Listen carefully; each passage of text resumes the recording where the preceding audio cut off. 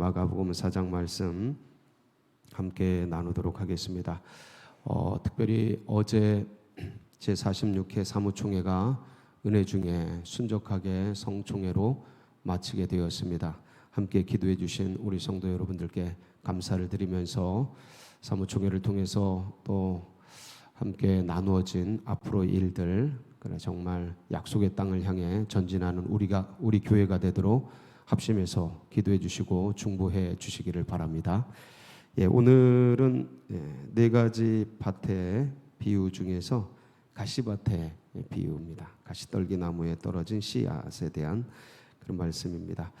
이 가시떨기에 떨어진 씨라는 것이 어떤 의미인가를 주님께서 잘 해석을 해주셨습니다. 그래서 저희들은 어려울 게 없습니다. 보면 같이 보고 이거구나 하고 이제 알면 되는 건데, 그 해석이 4장 우리 같이 한번 보겠습니다. 마가복음 4장 18절로 19절에 잘 나와 있습니다. 한번 보시겠습니다. 시작. 또 어떤 이는 가시떨기에 뿌려진 자니 이들은 말씀을 듣기는 하되 세상의 염려와 재물의 유혹과 기타 욕심이 들어와 말씀을 막아 결실하지 못하게 되는 자요. 세상의 염려, 재물의 유혹, 기타 욕심이 들어와 말씀을 막아 결실하지 못하게 되는 자요. 그러니까 이것은 기본적으로 주님께서 이제 밭에 대한 얘기를 하는 거지 않습니까? 그러니까 우리가 좋은 밭은 말씀을 받고 잘 결실을 순종하고 그 말씀을 따라 사는 밭이라고 한다면, 이것을 어떤 인간의 마음, 심령 상태 유형으로 볼 수 있지 않겠습니까? 인간의 이런 심령 A, B, C, D, 길가 심령, 돌바 심령, 가시바 심령, 좋은 밭 심령. 근데 그럼 가시밭 심령이 가시밭이라는 건 어떤 걸까? 이건 아직 하나님 중심이 되지 않은 심령인 거죠. 그러니까 혼재되어 있는 거예요. 그 세상과 말씀을 들어요. 하나님을 찾아요. 교회 나와요. 예배 드립니다. 근데 세상 것도 같이 들어와 있어요. 그러니까 바알도 섬기고 여호와도 섬기는 거죠. 이게 이제 유대인들이 가나안 땅을 정복하고, 어제 이제 가나안 땅 정복에 대한 얘기를 같이 나누는데, 정복하는 게 문제가 아니고 정복하고 나서 그 문화에 젖어들어요. 그래서 온리 여호와, 그러니까 예수 그리스도 하나님만을 섬기던 신앙에서 세상도 받아들이는 혼합주의가 들어오게 됩니다. 그래서 지금 이 밭의 유형으로 말하면 예배도 드리고 하나님도 섬기고 말씀도 듣는데 아직 하나님께 확정되지 않은 마음인 거예요. 이런 분들이 교회 안에 어느 정도 있을까요? 그러니까 세상도 섬기고 하나님도 섬기고, 오직 하나님, 오직 예수가 아니고 같이 받아들여서 섬기는 것. 그러니까 이것도 좋고 저것도 좋고, 그렇게 되는 그 마음, 우리가 상상하는 것보다 꽤 많습니다. 왜냐하면 한국 교회의 현실을 보면 알 수 있어요. 교회의 현실을 보면 우리가 생각하는 것보다 굉장히 많을 수 있겠구나. 우리들은 오직 하나님만 섬기면서 간다. 다들 교회 나오면 그러려니 하는데, 이게 예수님 영접하면 오직 영접을 했으니까. 근데 하나님만 섬기고 그분을 주인으로 삼고 그분을 중심에 앉히고 인생의 주인으로 앉히고 그분이 말씀하시는 것 따라서, 그분이 명령하는 것 따라서 말씀 약속을 붙들고 그렇게 살려니 하지만, 근데 예수님도 영접하고, 심지어는 어디 무당도 찾아가고, 가끔은 전에 다니던 불교도 가고, 조상도 유교도 섬기는데 어려움이 없고, 여러 가지 세상적 향락과 일락과 쾌락을 즐기는 것도 아이고 뭐 무슨 문제가 될까? 노 프로블럼 하고 양심에 어려움이 없는 그런 거. 이게 뭐냐면 아직 그러니까 주님을 그분을 오직 한 분으로 나의 생명으로 받아들이지 않은 마음이라고 보시면 돼요. 이해가 되십니까 이게? 예. 그러니까 구분을 해야 돼요. 예수 그리스도 오직 한 분만을 섬기기로 작정을 하고 가는데 당하는 어려움이 있고, 지금은 이거는 마음의 유형 상태를 이제 얘기하는 거니까 이거는 유형적으로 아직 결단을 하지 않은 유형이다 이렇게 이제 보시면 됩니다. 그래서 이런 분들은 그럼 왜 그럴까? 네. 그래서 이제 누가복음 8장 14절에 보면 이런 말씀들이 하나 더 있습니다. 한번 보실까요? 시작. 가시떨기에 떨어졌다는 것은 말씀을 들은 자이나 지내는 중 이생의 염려와 재물과 향락의 기운이 막혀 온전히 결실하지 못하는 자요. 그러니까 아직 주님께 이제 결단을 하지 못했어요. 이분만을 쫓고 이렇게 살겠다. 그러면서 당하는 여러 가지 어려움이 있는 거예요. 예, 그러면서 당하는 어려움이 있는데 이것과는 다른 거예요. 아직 결정을 안 한 거예요. 그냥 다 받아들이고 세상 것도 취하고 주님도 취하고 교회도 나가고 세상에 있는 것들도 향해서 뭐 나가는데 어려움이 없고, 그래서 향락, 쾌락, 일락, 세상 염려, 재물의 유혹, 기타 욕심 같은 것들이 그냥 그대로 있는 거죠. 그대로 있으면서 종교가, 신앙이, 예배가, 교회가 하나 더 플러스된 거예요. 이런 분들은 결단을 해야 됩니다. 결단. 어떤 결단이요? 오직 예수 그리스도만을 섬기겠다는 결단을 해야 돼요. 왜냐하면 이런 상태로는 절대 신앙이 자라질 않습니다. 이것저것 다 들어와 있는데요. 그래서 이것저것 다 들어와 있고 이것도 섬기고 저것도 섬기는 이 혼합주의 신앙 속에서는 그분과의 관계성이 안 생겨요. 왜냐면 이 여자 저 여자 이 남자 저 남자 다 사랑하고 다 좋아하는데 누가 거기다 전심의 마음을 쏟겠어요? 안 쏟습니다. 걔도 알고 너도 알아요.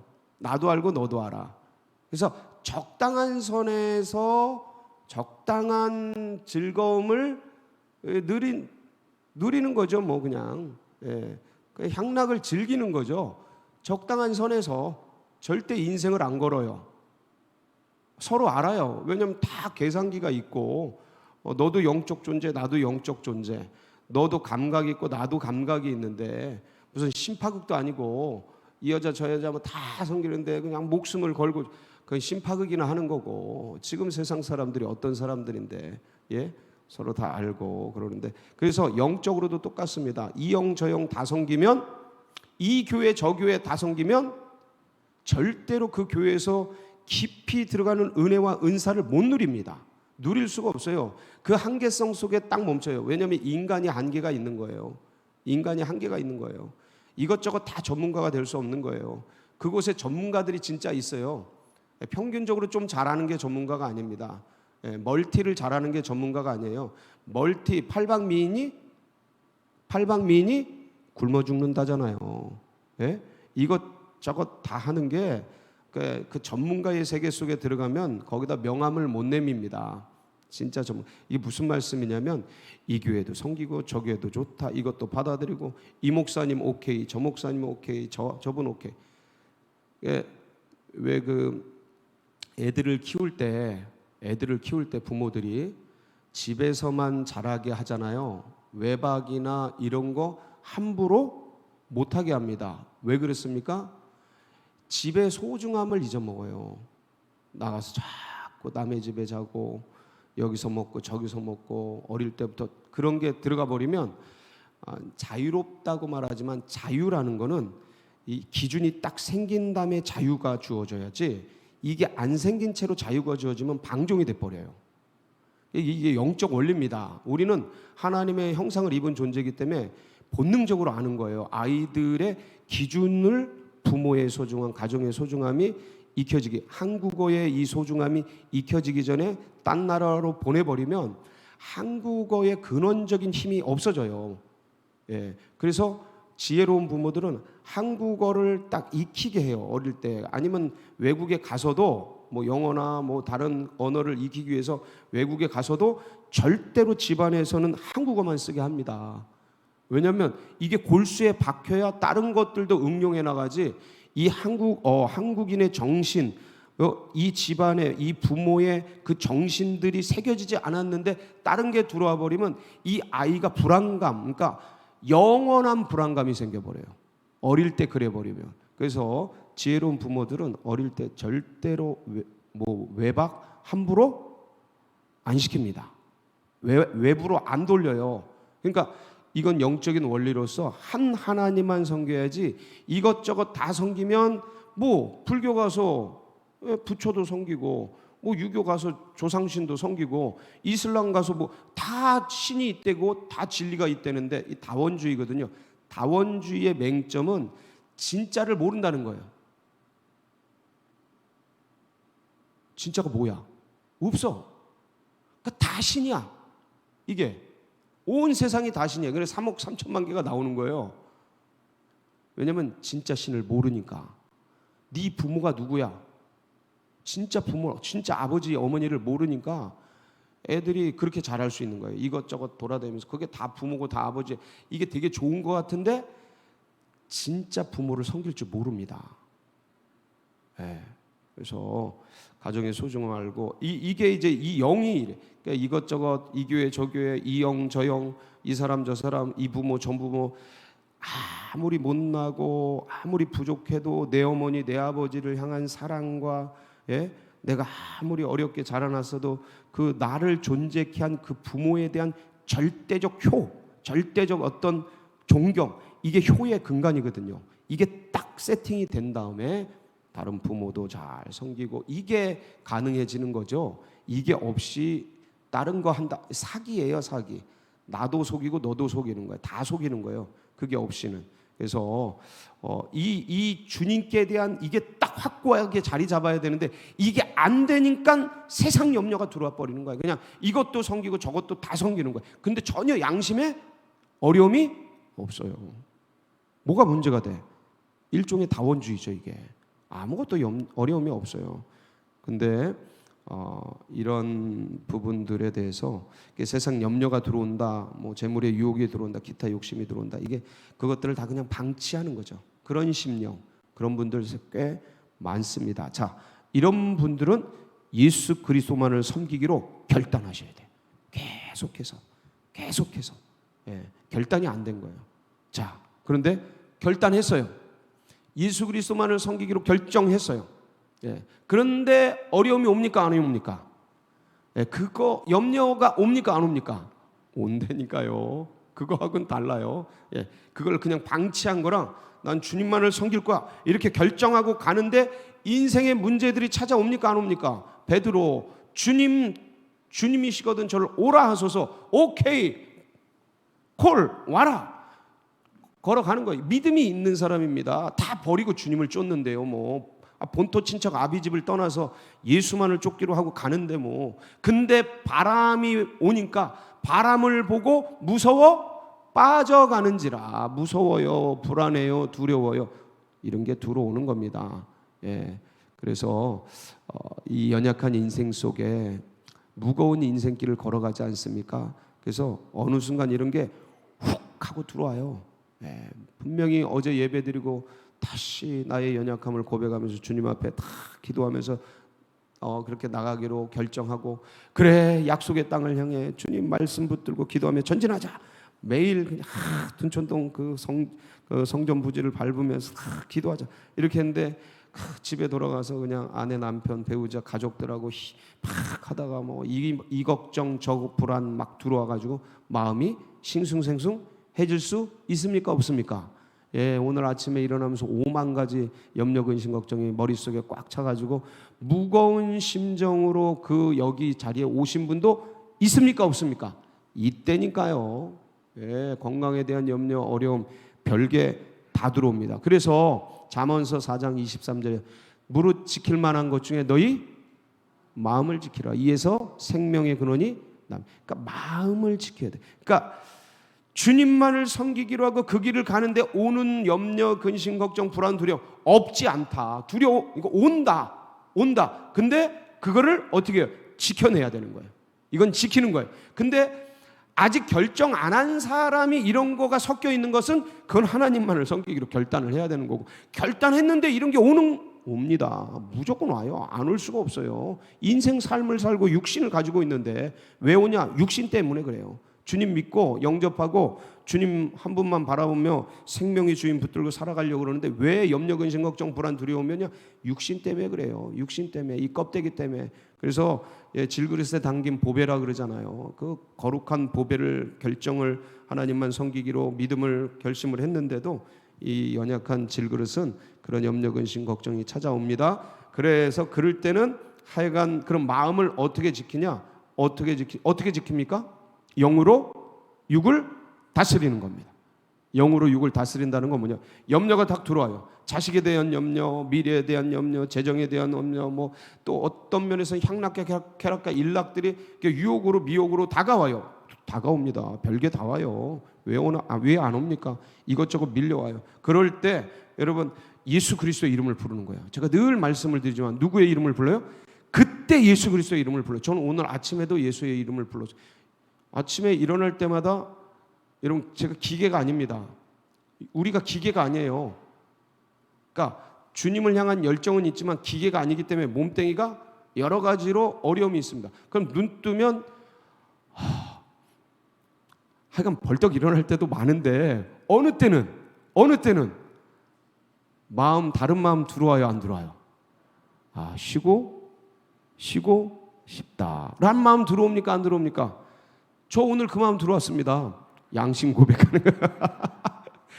그런데 그 마음이 들면은 내가 지켜야 될 자리가 있고 내가 달려가야 될 주님이 부르신 푯대가 있는데, 사명이 있는데 그거를 놓는 거잖아요. 그런 마음이 탁 들어오면서 이 두 마음이 싸웁니다. 그냥 아유 셔버리지 그렇게만 되는 게 아니에요. 내 자리가 있고 내 사명이 있는데 어떻게 해? 그럼 그때 그 마음과 A라는 쉬자는 마음과 B라는 사명을 지켜야 된다는 마음이 싸울 때, 싸우게 냅두면 누가 이길까요? 무조건 A가 이깁니다. 쉬자는 게 이겨요. 싸우게 냅두는 순간 A가 이깁니다. 이 마음이 딱 든 순간 누구의 이름을 불러야 돼요? 예수의 이름을 불러야 돼요. 예수 그리스도시여 이제는 불쌍히 여기소서. 예수 그리스도 저를 도와주시오. 저는 입으로 말합니다. 입으로 그냥 말해요. 예수 그리스도. 그냥 그런 것들이 들 때마다 본능적으로 예수 그리스도를 불러. 그러면 예수 그리스도께서 저의 이 양심과 세포들을 명령해서 이기게 해주셔요. 이게 힘이에요. 그래서 우리의 무기가, 우리의 믿음이라는 게 뭐냐면 예수의 이름을 부르는 게 무기예요. 그게 믿음이에요. 그래서 그게 작동하는 거예요. 예수의 이름을 부를 때 주님이 우린 연약하잖아요. 우린 부족하잖아요. 근데 더 센 게 막 오잖아요. 이 세상의 염려, 근심, 걱정이 얼마나 강력해요. 골리앗 같은 거. 우린 다윗 같고 연약하잖아요. 근데 예수의 이름을 부를 때 물맷돌이 날아가는 거죠. 딱 쓰러뜨리는 거죠. 그래서 이기고 나오는 거 아니겠습니까? 그때 요단이 갈라지고 저 여리고성이 무너지는 거예요. 예수의 이름을 부르세요. 그래서 이게 영으로 육을 다스리는 겁니다. 그리고 딱 다시 한번 이런 염려, 근심, 걱정 하지 말자 하고 각오하는 거예요. 이런 자리에서. 그리고 뭐 하는 거예요?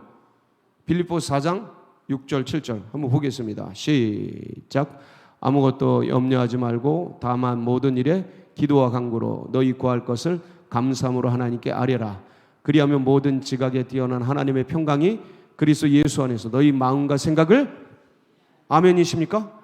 그게 예수의 이름을 부르고 이런 자리에 나와서 주여 간구할 때 염려, 근심, 걱정이 떠나가고 주님의 평안과 그 위로가 우리 가운데 딱 장착이 되는 겁니다. 그래서 이걸 갖고 나가는 거예요. 그럼 그런 것들에 대한 대항력이 생겨요. 면역력이 생겨요. 이 싸움을 자꾸 하면 그 전에 유혹됐던 것들을 너끈히 이겨가고 또 오죠. 그 또 너끈히 이겨가. 그래서 인격이 자라고 신앙이 자라고 안정되면서 푯대를 향해 달려가는 그런 분들이 되는, 그런 성도가 되는 것이죠. 오늘도 그런 시간이 되시기를 주의 이름으로 축복합니다. 같이 기도하시겠습니다.